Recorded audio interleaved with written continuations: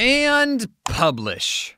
A 23-minute long movie review about an 80s puppet movie sure is different than the content I usually post. And even though it was a lot of work, it was fun to try something new, and I think the video turned out pretty good. Am I right, Chamberlain Funko Pop? Well, it's a good thing I'll never, ever have to worry about this franchise ever again. Are you sure about that? When I made a review about a cult classic puppet movie that came out 35 years ago, the last thing I was expecting was that said franchise would get a reboot announced 2 weeks after I posted. And every single day since then, people have been tweeting at me saying, "Hey James, did you know Netflix is making a Dark Crystal series?" Yes, I know. Do you know who you're talking to? If you don't know what the heck I'm talking about, then I recommend you watch my video, The Movie That Was Too Scary for Baby James. In that video, I reviewed a scary kids movie called The Dark Crystal. The movie was more or less a passion project of Jim Henson, the creator of The Muppets, and so this movie was done entirely with puppets. It came out before I was born, but I still somehow watched it and got scarred for life. In my review, I said some good things about the movie, like I thought it was a very creative and artistic film, but I also said some negative things about it too. As YouTubers, sometimes we forget that our videos are public and can be viewed by anyone. And when we talk about companies, we can forget that real people are attached to those properties who have poured hundreds of hours into these projects, and there's a chance they'll see our videos. And unbeknownst to me, Lisa Henson, current CEO of the Henson Company, saw my video. And for some reason, I never considered that was ever going to happen. If I had known that Lisa frickin' Henson was going to watch my video,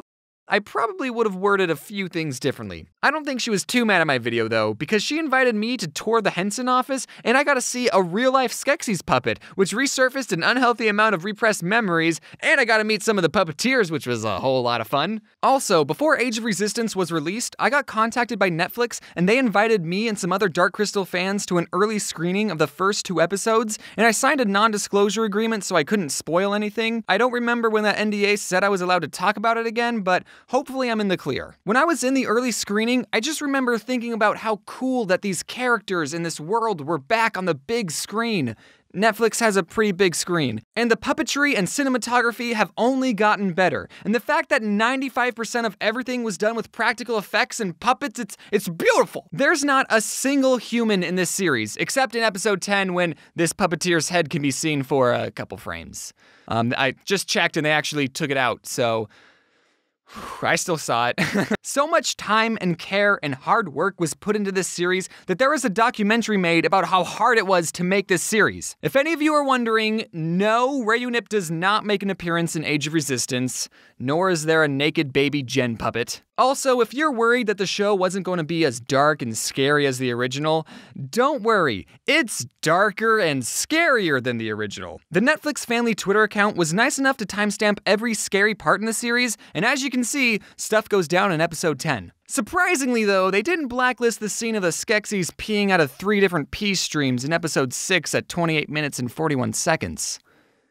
Really makes you think. So artistically, this series is beautiful, and it needs to do well because it's left open for a season 2, and I want a season 2 to get greenlit. I'm not going to do a plot summary of the whole thing like I did in the first review because I don't want this video to be an hour long, and you should watch it for yourself. I'm not just going to do everything for you, I'm not your mom. But there are some things you should know before you go watching the series. This is kinda spoilery, but I won't spoil that much.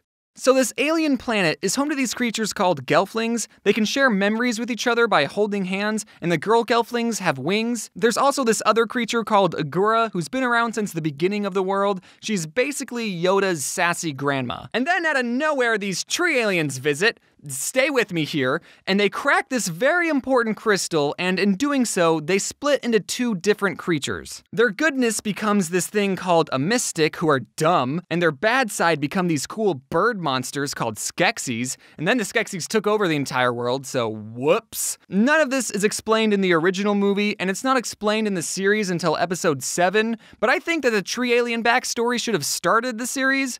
which is why I just spoiled it for you. The original 90-minute film already had so much lore, and this new Netflix reboot just added even more lore? There's even a character named Lore? How much lore is there? Speaking of names, there are a lot of made-up words in this series, and sometimes those made-up words are hard to remember. Within the first minute of Age of Resistance, the narrator tells us that there are seven clans of Gelfling, but then only names 3 because there are only 3 important ones that we should care about. I don't even know the names of the other 4 clans, and I'm like a Dark Crystal aficionado. Also, there are like 10 evil bird monsters, all with names like Skekso, Skeksil, Skektek, and Shrek. Granted, most of the time they go by their more common names like Chamberlain or the Emperor, but gosh dang it, I can't even remember some of those names. That's the pussy one, and that's the one that made that weird face in the original movie, and that's the one whose voice does not sound like a Skeksis at all. Now, what vexes you,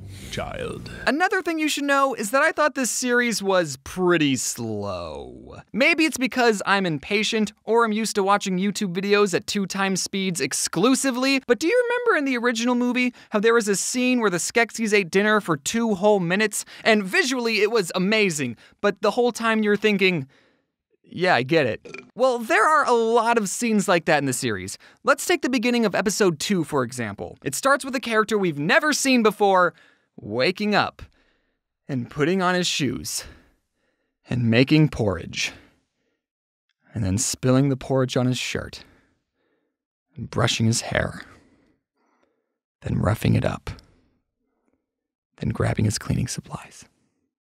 And it's just a whole minute of this unnamed character getting ready for his day. It's just so poor. Just cut it, please. And it wouldn't be that bad if this was the only example, but trust me, there are plenty of examples. I just don't want to spoil any of them for you. Turning a 90-minute movie into a 9-hour TV series, you're going to have some filler or some scenes that don't necessarily drive the plot forward. I get that.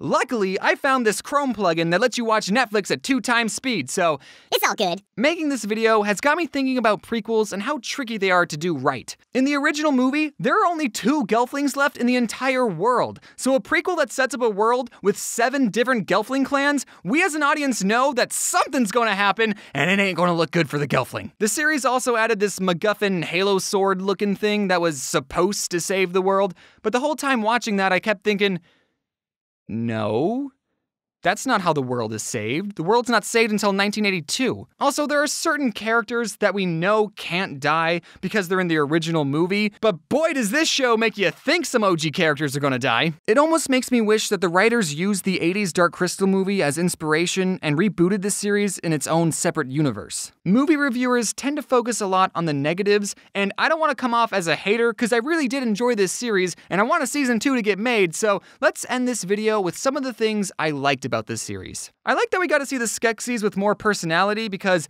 they were always so over-the-top evil. The Hunter Skeksis was just on a whole new level of cool. All the other Skeksis never came across as threatening. Like look how slow they walk. I could beat them up. But the Hunter Skeksis, oh man, he was awesome. Do you think he'll be my friend? I like that the series didn't tone down the darkness, and if anything, they amplified it, because everyone like me should have a deep-seated fear of puppets. There are some great nods to the original Dark Crystal, like when the Emperor Skeksis says, I will never be dust! But we all know that's the very first thing he does in the original movie. Celadon is a piece of garbage and does not deserve a redemption arc. The voice acting is amazing. There are a lot of talented people voicing these characters, like Luke Skywalker. A YouTuber named Barnaby Dixon, who made these very cool mantis finger puppets, got to work on a scene where the puppets put on a mini puppet show. And that was everything I liked about Dark Crystal Age of Resistance. So, in conclusion, if you have 9 hours of free time, download the Video Speed Controller plugin, set that bad boy to 2, and save yourself 4.5 hours. But do watch Age of Resistance. Also, executives, if you still need someone to play Rayunip, hello. Hey.